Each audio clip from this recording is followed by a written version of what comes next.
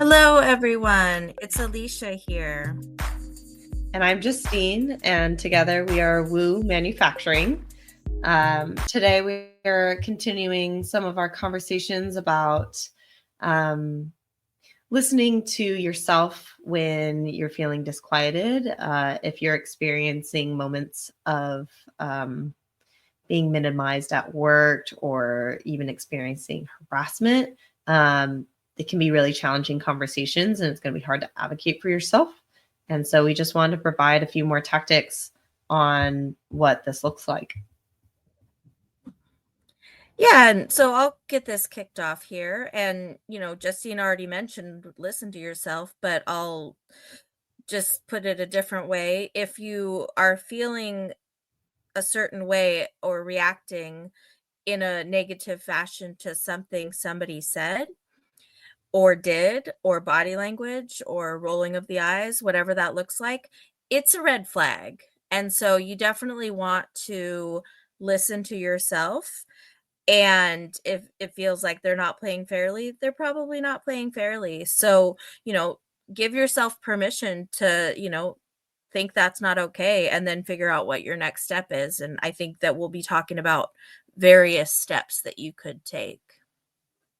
Yeah, absolutely. And sometimes when we have these kinds of experiences, it's really easy to um, start criticizing yourself around it. It's not really fair uh, to not only feel this uh, nagging, disquiet feeling, but then on top of it, you're starting to take it personally and you erode yourself. So if you're experiencing some kind of treatment, even small things wear on us with time. So don't diminish that feeling and don't diminish yourself when experiencing something like this. Absolutely. And we talked on about this on the previous episode. Speak up for others, if like myself, I'm at a point where I'm feeling pretty confident about what I know, what I don't know, and I don't really appreciate seeing bullying in the workplace. And so if I'm able to, and this can be women too, let me be clear, if a woman cuts off another person, a man cuts somebody off, feel comfortable being like, hey, you know, I actually want to hear what so and so said. Maybe you wait later, like Justine mentioned in a previous episode, and bring it up. But we need to be standing up for others, especially if you see something that's inappropriate or somebody gets treated badly in a meeting, because those are the things that will crush somebody's confidence and make it so that they don't want to speak up in the meeting. And now you're losing your diversity of thought. You're losing probably a very good engineer, operator, whoever it may be's opinion that could really help you solve problems better. Yeah, I mean, that's a good point because speaking up for other people just uh, makes them see that it's okay and makes them more willing to do it for you on a day that you might be tired or stressed and not capable of speaking up for yourself. And I mean, not everyone's there. Obviously, it's not an easy thing to do. Um, uh, so if that's not something that you're personally comfortable doing, that's okay. There's other ways of having those conversations. Um, but it does really help to be comfortable taking up the space and taking the space that you need. Um, it's it's really easy to just let everything slide or small things slide and then they keep getting worse.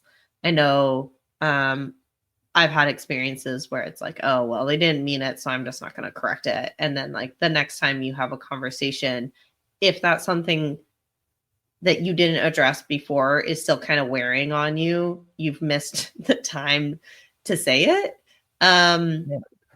so if you're not going to say something, it better be because you're actually not impacted by it, not because you just told yourself that it's too small to address and then it actually just chew on you because it's way harder to have a conversation like once it's gone stale. So be willing to take up that space when the time comes to say it. Absolutely. And I get to talk about the humor card, which is one of my personal favorites. Anybody that knows me knows that I've got some snark in me. And so one of my favorite things is when people say something inappropriate. I had this one guy, I had just came back with my hair was growing back in. I am a cancer survivor. This is part of who I am. I was coming back, my hair was growing back out, but it was just kind of like short and curly and kind of wild. And I thought it was kind of fun. And this engineer, he was like the same level as me, but didn't have any direct reports and always wanted to use my direct reports. And we just didn't necessarily get along because I didn't feel like he was contributing. Again, I have high bars, but he made a comment to me. He's like, you're one of those women that, you don't sit there and like come in pretty to try to get stuff done. And this was like when I was already insecure about my short hair, even though it was kind of cute. And he's just like, yeah, I'm used to women like getting all dolled up and coming over to my desk and then asking me to do work for them. And I'm just like, are you kidding me? I was like, What the wow, nice hell? couple. Didn't realize we went back to 1974. Like I was totally comfortable just like giving this guy total shit. And the funny thing is, I had the power in that if he needed to get stuff done, he would have to use my team. So I don't know why he thought it was okay to just be like extremely disrespectful. And yeah, read the room, guy. Like you just offended all of women engineers and me very directly. Anyway, I think the humor thing, especially if you feel comfortable and you're around people that probably had zero intention, even your buddies that did something that might feel a little bit like it discounted your point, or you know ill intentionally or non-intentionally letting their internal bias get the best of them, make a joke about it. Like it kind of lightens the mood and allows you to be like, okay, that was inappropriate, but like let's move on. I'm not gonna like read you the riot act. So humor's worked for me a lot in some of these situations, because a lot of times people do not intend to come off the way they came off. Because I've talked to many people that are like, oh, I love women, I would never do that, but then you literally see them do something that is so disrespectful. Yeah.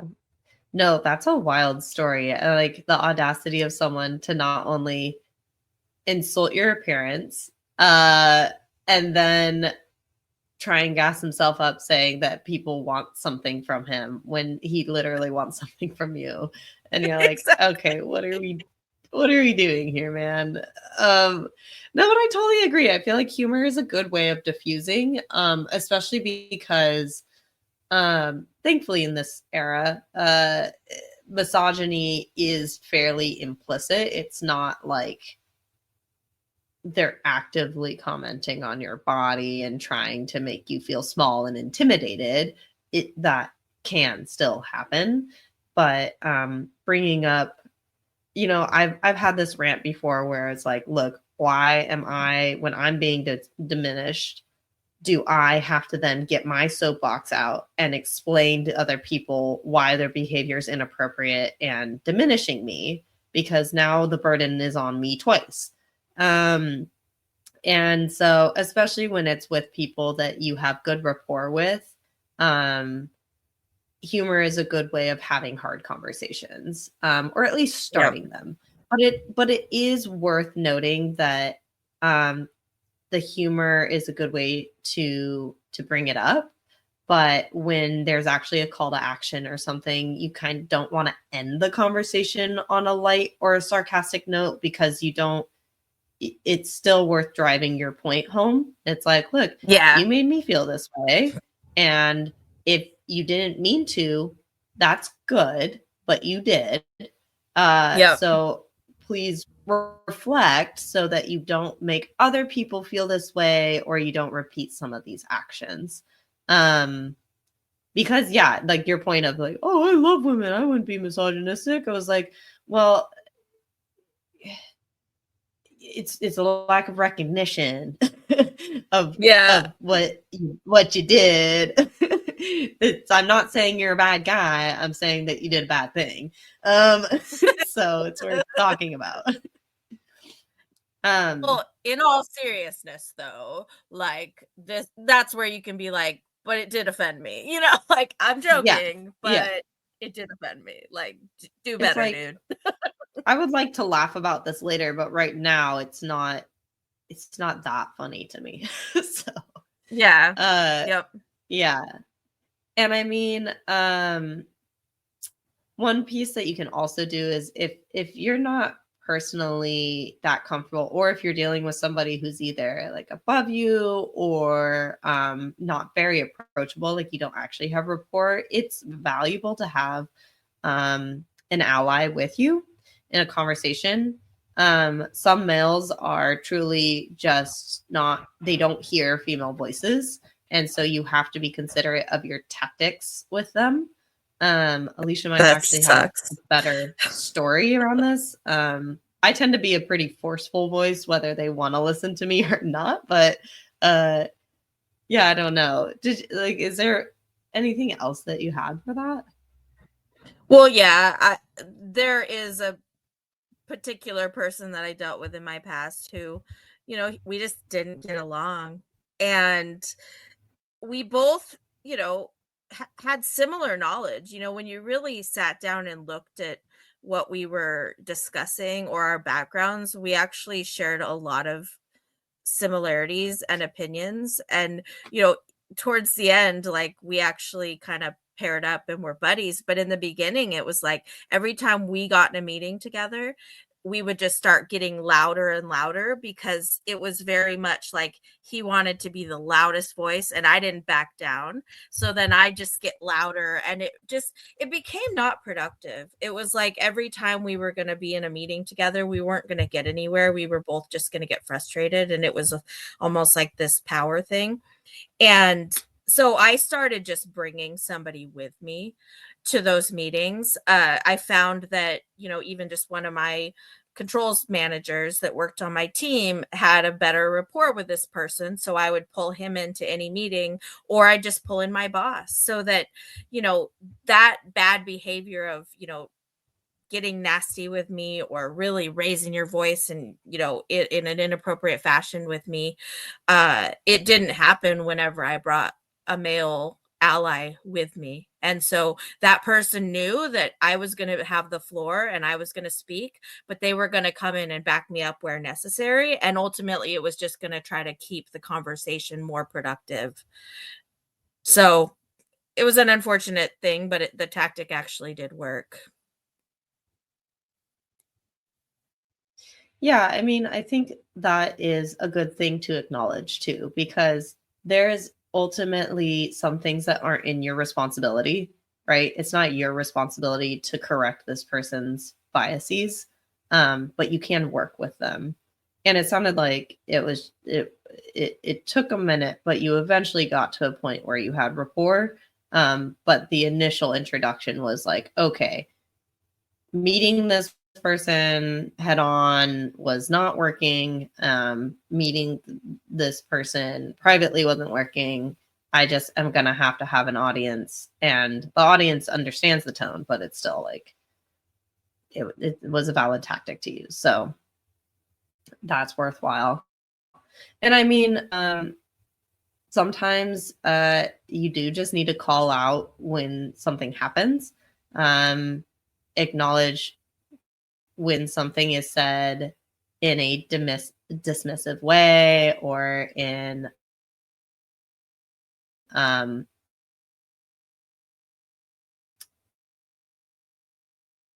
a diminishing way. Call out something that how you interpreted what I'm saying, and it sounded dismissive to me. Was that your intent? Or take a pause in the conversation and say, problem at hand. And so I'd like to try and focus on the actual issue.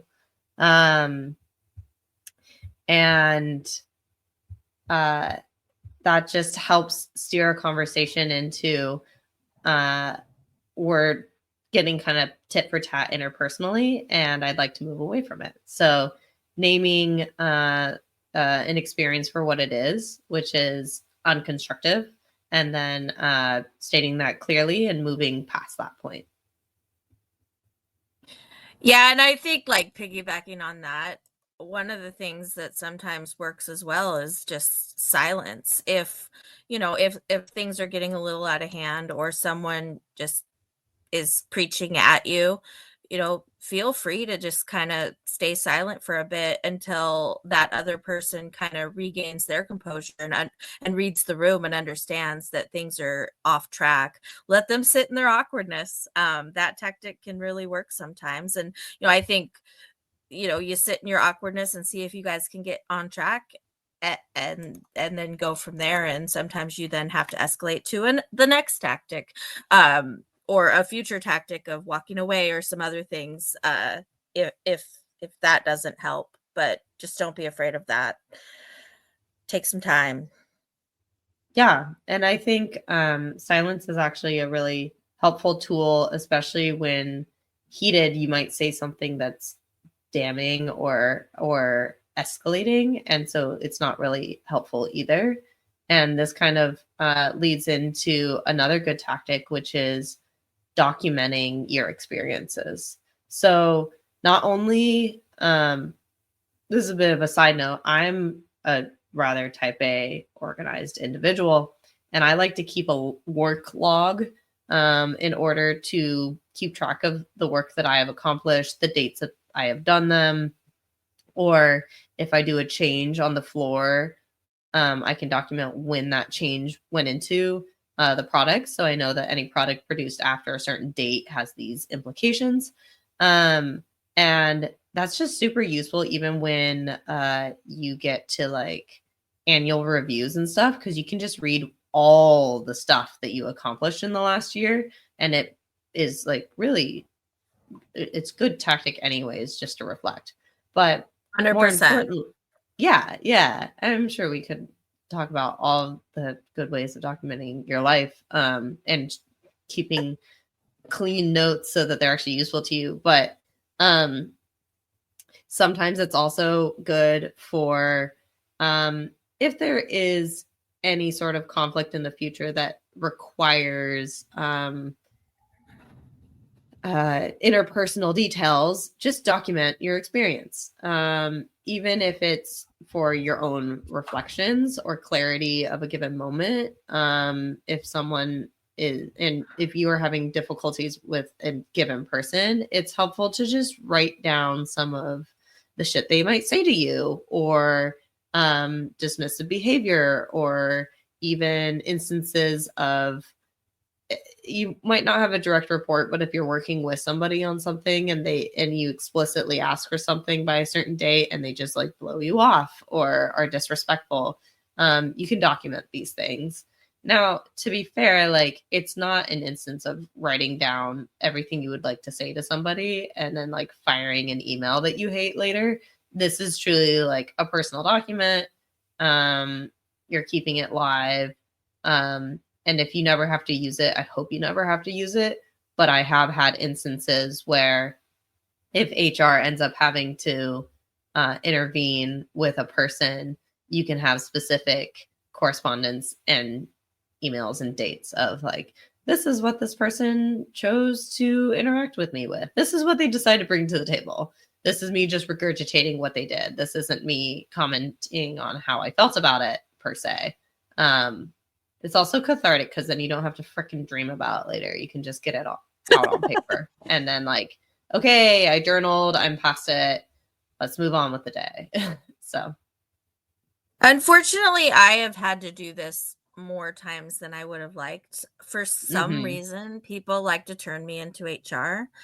I had a project manager that just didn't like me and like turned me into HR. They did the whole like investigation and having the documentation of some of our interactions where she claimed I did something and I know I didn't. I had jotted down because she had gotten heated in that moment and, called Mm. me a name. And I was able to like say, well, this is what happened. And yes, I was firm, but I did not call anyone a name. Does that sound like something I would do, kind of thing? And, another HR time, it was like a maintenance manager who said I was rude and disrespectful to everyone. And HR came back to me and said, well, he made a mountain out of a molehill. And I luckily had people to back me up and share that, their experiences with me. But I had documentation as well as of any of the tough conversations we had. Cause unfortunately, it's happened a lot. People don't like my directness sometimes, I think, even though I think people that have worked with me and know me know that I'm very respectful, and I generally do it in a pretty respectful way. So it's helpful. It sucks that you have to do it, but I'll just say it's helpful. Yeah. And I mean, not to defend you or anything, but when you're being direct, you're still just trying to solve the problem. And some people take things really personally. Um, and it's also true that when you're in a heated situation, people literally just remember things wrong. You're like, it went like this. And it's like, it wasn't like that. It was more like this.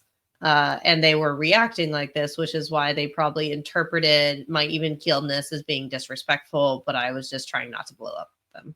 Yeah, exactly. Uh, and it's also good to document just because, like, as time goes on, things can fade. But a surprising thing about industry, if you ever experience it, is it moves really fucking slow. So sometimes like really obnoxious people or toxic coworkers have to be weeded out over months of instances. So just protect yourself by keeping track of your experiences. You're not using it as fodder. Don't turn into the toxic person who has like documentation against people. It's just Right. like truly your own reflections on an experience that happened. And hopefully it comes to nothing, and hopefully it's just good cathartic writing for yourself. But it's good to have. Yep. Yep. Yep. Yeah. And this next tactic is something that Justine and I really do a lot similar, is be a hard worker. Like, we work too hard, but in scenarios where people just kind of like discount us because we're a woman, because we're young. I'm not young anymore, but I was the youngest engineer for Oh, many years. please. And, but a lot of times people will discount you, whether it's a contractor, whether it's a new leader, whoever, and let your work speak for itself. So, Hmm.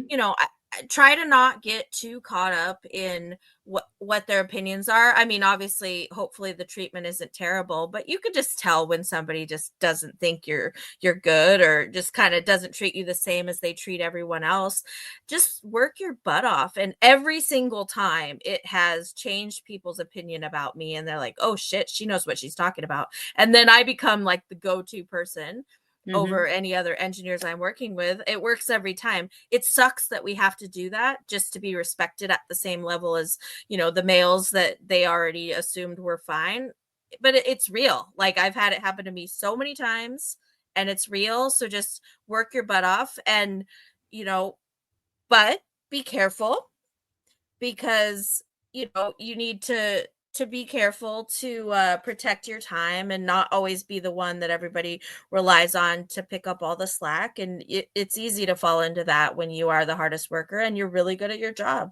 So you got to protect yourself, you got to protect your time. Yeah, I mean, this one is a really good tactic, especially for situations of like first impressions almost. Or I largely experience this with contractors when I'm their point of contact and they're like, oh, I gotta listen to this little chicky poo tell me what to do, right? And it's like, no, man, I'm gonna get you what you need efficiently. It's gonna be right, and I'm gonna listen to your needs, and I'm gonna interpret what you need more than what you explicitly state. Like I'm a kick-ass worker, and I'm gonna advocate for you even if you underestimate me. And people especially hardworking contractors, really respect that. Yep. You earn respect by putting out work with integrity, and you're not doing it to be like, see, acknowledge me. It's like, no, I'm gonna do a kick-ass job despite your underestimation of me. And it really does speak volumes. You can turn people around pretty quickly. And frankly, it's just good for you. Even if you don't get somebody else's approval, the benefit of doing a really good job against all odds just is a great confidence boost for next time. So hard work goes a long way. But yeah, just like Alicia said, you got to be really considerate of not letting this kind of drive turn toxic and flip against you, because it's unfair to tether your entire self-worth to how something turns out, because there's a lot of things that aren't in your control. And even really hard workers need to acknowledge that you can't do everything. So yeah, being considerate of that. And Justine has to remind me of this all the time, and have to balance and put myself first. But I'm working on it. Yeah. And I mean, and I don't like to preach at her because I'm not like the best person to have this information come from either. But it's one of those things where you can't be your best self, or you can't put out good work later if you burn holes in yourself now. So yeah, it's worth considering. And there's also just many other methods and tactics that you can do. We might touch upon more. A lot of these things are nuanced and they depend on your personality type. So just do what works well for you and protect yourself. If you're feeling a certain way, it's probably for a good reason. And get mentorship, get help, have allies, like get the resources you need to gain that confidence, and you'll get better and better at all these things. So absolutely. Great chatting with you, Justine, about all this fun stuff. Yeah, I enjoyed chatting with you too. So I will catch you next time. Bye, guys.